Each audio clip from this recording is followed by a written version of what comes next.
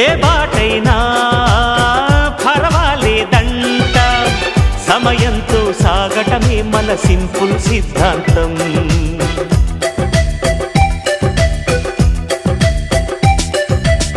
చిరుగాలికి పరిమళమిచ్చే సిరిమల్లెల వనమై ఉందాం, గగనాన్ని నేలను కలిపే హరివిల్లుల బంతెన అవుదాం.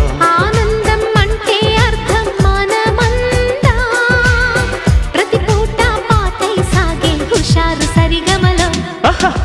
ఎన్నో ఎన్నో రాగాలుండే సంగీతం కాదా, చల్లకి నవ్వుల కేరింత.